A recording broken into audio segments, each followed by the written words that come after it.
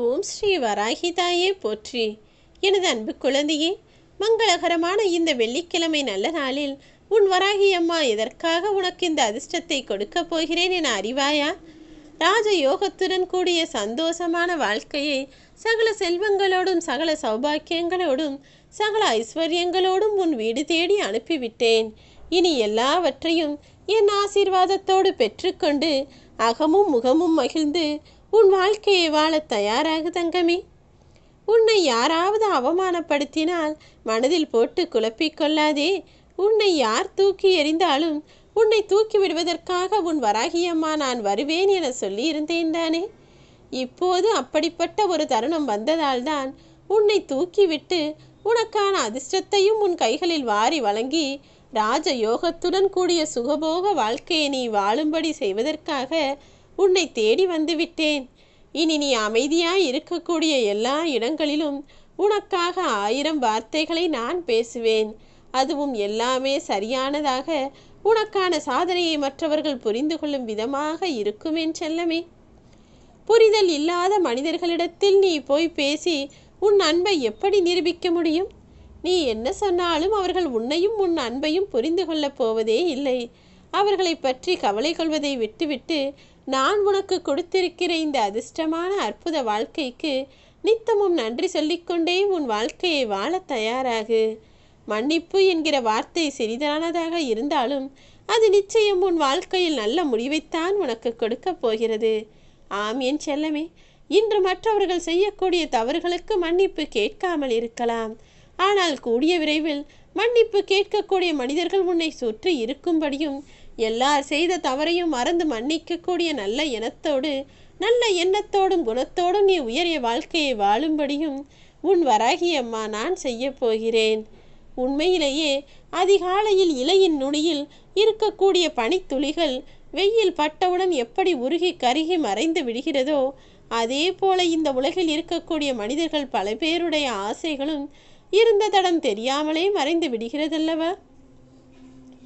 இலைத்துளியின் பனித்துளி போல உன் வாழ்க்கையிலும் அப்படி உன்னுடைய ஆசைகளையும் கனவுகளையும் நீ மறந்து போகும்படி நான் விட்டுவிட மாட்டேன். உனக்காக நீ நினைத்ததை எல்லாம் அப்படியே உன் வாழ்வில் நடத்தி கொடுக்கப் போகிறேன். எதற்காகவும் நீ வருந்தவே வேண்டாம். யார் உன்னை பற்றி என்ன அவதூறு சொன்னாலும் அதை நீ பெரிதாய் நினைத்து கவலை கொள்ளவோ வருத்தப்படவோ அவசியமில்லை. எடுத்த முயற்சியிலிருந்து மாறாமல் பயணம் செய். நீ தொடர்ந்து முயற்சி செய்வதாலும் உன்னுடைய உழைப்பை கொடுத்து கொண்டே இருப்பதாலும் உன் லட்சியத்தை நீ அடைவதற்கு எல்லா விதத்திலும் உனக்கு துணையாய் நான் இருப்பேன். எல்லா சூழ்நிலைகளிலும் எல்லா மனிதர்களுக்கும் ஏற்றாற் போல நீ அனுசரித்து நடந்து கொள்கிறாய் என்பதை நான் அறிவேன். அதே போலதான் உன் வாழ்க்கையிலும் கொஞ்சம் சூழ்நிலைகளுக்கு ஏற்றாற் போல புரிந்து நடந்து கொண்டு வருவதையும் கிடைப்பதையும் அப்படியே ஏற்றுக்கொள்ள பழகு. உனக்கு எது கிடைக்கிறதோ, உன் வாழ்வில் எது நடக்கிறதோ எல்லாவற்றையும் உன் நன்மைக்காக மட்டும்தான் உன் வராகி அம்மா நான் செய்வேன் என்பதை புரிந்து கொள்ளேன் செல்லமே. என்னதான் நீச்சல் தெரிந்திருந்தாலுமே கூட நீ சேற்றில் விழுந்து விட்டால் சேற்றிலிருந்து எழுந்துதான் வர வேண்டுமே தவிர அங்கு போய் நீந்த முயற்சிக்க கூடாது அல்லவா? அதுபோல்தான் உன் வாழ்க்கையிலும் கஷ்ட நஷ்டங்கள் வரும்போது சூழ்நிலைகளும் சந்தர்ப்பங்களும் மாறும்போது அந்த சூழ்நிலைகளுக்கு ஏற்றாற்போல எப்படி நடந்து கொள்ள வேண்டும் என யோசித்து அதன்படி அந்த சூழ்நிலையை சமாளிக்க முயற்சி செய். நிச்சயமாக நான் உனக்கு துணையாயிருந்து எதை எப்படி கையாள வேண்டும், யாரை எப்படி எதிர்கொள்ள வேண்டும், யாரிடம் எப்படி பேச வேண்டும் என எல்லா விஷயங்களையும் உனக்கு கற்றுக் கொடுப்பேன் என் செல்லமே. நீ எதற்காக வருந்துகிறாய்? ஒரு அம்மாவாக நான் இருந்து எல்லா விஷயங்களிலும் நீ வெற்றி பெற்று உன் வாழ்க்கையை அழகாய் வாழ வேண்டும் என்பதுதானே எனது விருப்பமாக இருக்கும்.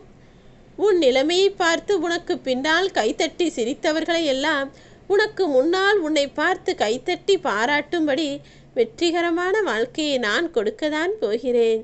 எவ்வளவு துன்பங்கள் வந்தாலும் சிறந்த சிந்தனையோடும் உயர்ந்த எண்ணங்களோடும் இருக்கக்கூடிய நீ நிச்சயமாக வெற்றி பெறுவாய். உன்னை நான் வெற்றி பெற வைப்பேன் என் செல்லமே. உன் வாழ்க்கை சூழ்நிலையானது அழகாக மாறப்போகிறது. நீ சந்தோஷமாக உன் வாழ்க்கையை வாழத்தான் போகிறாய். வாழ்க்கையில் ஆசைப்படக்கூடிய மனிதர்கள் எல்லாருமே சில கஷ்டங்களை கடந்துதான் அந்த ஆசைகளை அடைந்து தீர வேண்டும். ஏனெனில் ஆசைப்பட்டது எல்லாமே உடனே கிடைத்துவிட்டால் இந்த உலகமே சூனியமயமாகிவிடும். அவரவர்கள் வாழ்வில் கஷ்டமும் நஷ்டமும் பட்டு கடந்து வரக்கூடிய சூழ்நிலையை கற்று தேர்ந்துதானே ஆக வேண்டும். உன்னுடன் இல்லாமல் போனவர்களையும் உன்னை விட்டு விலகியவர்களையும் நினைத்து நீ வருத்தப்படாதே. அவரவர்கள் அதற்கு உண்டான கால நேரத்தில் விலக வேண்டும் என நான் தான் எழுதி வைத்திருக்கிறேன். அவர்கள் உன்னுடன் இருக்கக்கூடிய தகுதியை இழந்தவர்கள். அவர்கள் உன் வாழ்வில் இருந்தால் உன்னால் நிம்மதியால் இருக்க முடியாது. உனக்கு அந்த சந்தோஷமும் வாழ்க்கையின் அர்த்தமும் புரியாது என்பதற்காக தான் ஒரு சிலரை உன் வாழ்விலிருந்து விலக்கி வைக்கக்கூடிய கட்டாயத்தில் நான் இருந்தேன். காரணமில்லாமல் கண்டதை நினைத்து கவலை கொள்ளாதே என் செல்லமே.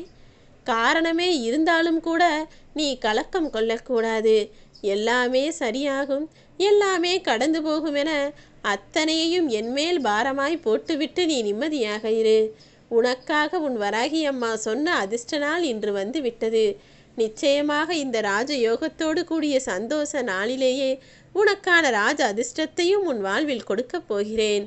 உன் நிலைமையை தலைகீழாய் மாற்றுவதற்காக தானே இந்த அற்புத நாளை நான் தேர்ந்தெடுத்தேன். உன்னை கலங்க வைத்த நாட்கள் எல்லாம் உன் வாழ்க்கையின் பாடங்களை உனக்கு புரிய வைப்பதற்காக நான் கொடுத்த சோதனை நாட்கள்தான் என்பதை இனி வரும் காலங்களில் நீ புரிந்து கொள்வாய். உண்மையிலேயே ஒரு நல்ல மனிதன், கண்ணியமான மனிதன் என்ன செய்வான் தெரியுமா? ஏதாவது தவறு நடந்துவிட்டால் தன் வாழ்க்கையில் நிகழ்ந்த அந்த தவறுக்கு தான் தான் காரணம் என தன்னையே குறை கூறிக்கொள்வான். ஆனால் சாதாரண மனிதன் ஒரு சிறு தவறு நடந்துவிட்டாலும் சரி, ஏதோ ஒன்று விழுந்து விட்டது, கொட்டி விட்டது, கீழே தவறிவிட்டது, எதுவாக இருந்தாலும் சரி, உடனே அடுத்தவரையும் மற்றவர்களையும் அருகில் இருப்பவர்களையும் குறை கூறுவான். அப்படிப்பட்ட சாதாரண மனிதனாக நீ இருக்கக்கூடாது. கண்ணியமான மனிதனாக உண்மையான தவறுக்கு யார் காரணம், அதற்கு காரணம் தானாக இருந்தால் எப்படி சரி செய்யலாம் என யோசிக்கக்கூடிய விதத்தில் நீ இருக்க வேண்டும் என் செல்லமே. உன்னை யாராவது அவமானப்படுத்தினார்கள் என்றால் அதை யோசித்து யோசித்து மனதை போட்டு குழப்பிக் கொள்ளாதே. நீ தூக்கி எறியப்படும் போதெல்லாம் உன்னை தூக்கிவிட நான் வருவேன் என தைரியமாக இரு. நேர்மையாளர்களுக்கு எப்போதும் கோபம் அதிகமாக வரத்தான் செய்யும். ஏனெனில் அது அவர்களது பிறவி குணம். பொறுமையாளர்கள் என்ன நடந்தாலும் இரக்கத்தோடு தான் இருப்பார்கள். ஆனால் இந்த துரோகிகளும் ஏமாற்றுக்காரர்களும் பொய் பேசிக்கொண்டு நன்றாக நடித்துக்கொண்டு உண்மையான வாழ்க்கையை வாழ்வது போல வாழ்ந்து கொண்டிருப்பார்கள். ஆனால் இந்த இரக்கமுள்ளவர்களும் பொறுமையாளர்களும் நேர்மையாளர்களுக்கும் கிடைக்கக்கூடிய அற்புத வாழ்க்கையை அந்த துரோகிகளுக்கும் ஏமாற்றுக்காரர்களுக்கும் நான் கொடுக்க மாட்டேன். அவர்கள் இப்போது நன்றாக வாழ்வது போல இருந்தாலும் கூடிய விரைவில் அதற்கு உண்டான தண்டனையை பெறுவார்கள். என் அன்பு பிள்ளையான நீ உண்மையாகவும் நேர்மையாகவும் பொறுமையாகவும் இருந்ததற்கு உண்டான பரிசை நான் கொடுக்கப் போகிறேன். எல்லாமே உன் வாழ்க்கையில் தலைகீழாக மாறப்போகிறது. நீ சற்றும் எதிர்பாராத விதத்தில் அதிர்ஷ்டம் வந்து அருவியாய் உன் வாழ்வில் கொட்டப் போகிறது. எப்போதும் தவறுகளை ஒப்புக்கொள்ளக்கூடிய தைரியமும் அதை திருத்திக் கொள்ளக்கூடிய பலமும் உனக்குள் இருந்தால் நிச்சயமாக நீ வெற்றியை மட்டும்தான் பெறுவாய். உண்மையான வெற்றிக்கும் அதுதான் வழி. எல்லா விதத்திலும் நீ வெற்றி பெற நான் உனக்கு துணை இருப்பேன்.